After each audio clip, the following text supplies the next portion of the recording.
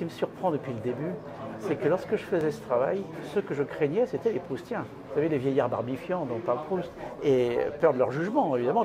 Et puis honnêtement, moi, j'aurais vu que quelqu'un faisait ça, j'aurais été scandalisé. Et bizarrement, ils m'ont aidé dès le début. La Société des Amis de Marcel Proust m'ont beaucoup aidé en documentation, m'ont supporté. Ce qui n'est pas le cas du tout du monde de la bande dessinée. Parce que dans la bande dessinée, en revanche, mon dessin est beaucoup considéré comme vieillot, démodé. Évidemment, il y a 25 ans, je dessinais différemment.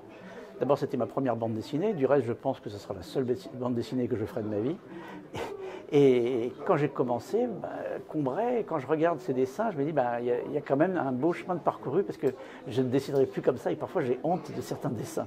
Les personnages sont de plus en plus complexes, en fait, vous voyez, graphiquement. Les arrière-plans aussi. Parce qu'en fait, à l'origine, si vous voulez, je fais un mélange de deux styles. Les personnages sont très simples, enfin que j'essaie de les faire les plus simples possibles pour que, étant simple, le lecteur puisse s'identifier à eux. Vous savez que plus un personnage est ressemblant, moins l'identification est possible. Par exemple, dans Blueberry, cette ressemblance avec Belmondo fait que les filles ne peuvent pas se prendre pour Blueberry. Alors que Little Nemo, par exemple, qui est exactement aux antipodes de ça, donc un personnage très sommaire, avec des boutons de culotte à la place des yeux et parfois même pas de bouche, lui, on peut s'identifier à lui. Et en fait, c'est ça, une bande dessinée qui marche bien, c'est la bande dessinée où le lecteur se prend pour le héros.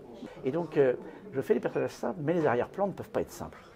Donc les arrière-plans, c'est vraiment beaucoup plus du Black et Mortimer et même encore plus fouillé que du Black et Mortimer.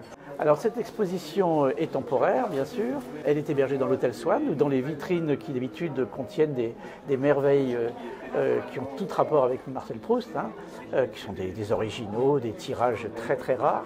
Cette exposition va durer jusqu'au 31 mars. Et c'est assez bien présenté, c'est très bien fait. On voit comment je travaille, d'où je pars, les brouillons, le travail sur le texte, les crayonnés, jusqu'à la page finale imprimée.